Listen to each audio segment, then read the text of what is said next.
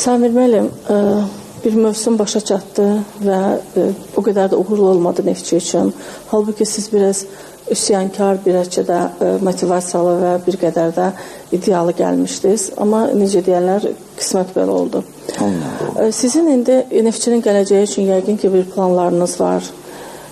Hansısa bir taksiki bir proqram tutmusunuz özünüz üçün. Sizin fikirlərinizlə, planlarınızla klub rəhbərliyin planları üst-üstə düşəcəkmi? Nə düşünürsünüz?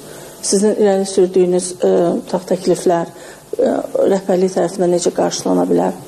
Çünki hazırda Neftçinin indiki durumu yenə də baş məşqçinin üzərinə gətirir nəzərləri.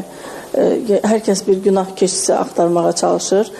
Amma mütəxəssislər bildirir ki, bir klubda əgər uğursuzluq varsa, tez-tez baş məşqçi dəyişməyin də faydası olmur. Bu çox da yaxşı taksiki gediş deyil. Yəni sizin üçün tənqidlərlə yanaşı eyni zamanda bir mütəxəssis olaraq xoş fikirlər də səslənir. Yəqin ki, qulağınıza gəlib çatır. Siz necə düşünürsünüz? Sizin proqramınız bundan sonra irəli sürdüyünüz təkliflər klub rəhbərliyi tərəfindən necə qarşılana bilər? Hər hansı bir işıqıcı varmı ki, siz yenidən daha əzmkarlıqla davam edəcəksiniz bundan sonra və sizin fikirlərinizlə bir uyğunsuzluq olmayacaq klub rəhbərliyin qərarlarında? Suallarınıza görə çox sağ olun, təşəkkür edirəm. Həddindən artıq çox yaxşı suallar idi. Yəni, əlbəttə ki, proqramlarımız var, proqramımız var. Nə edəcək, nə etməliyik, nətər eləməliyik. Və 100% əmin olun ki, rəhbərliklə fikirlərimiz üst-üstə düşür.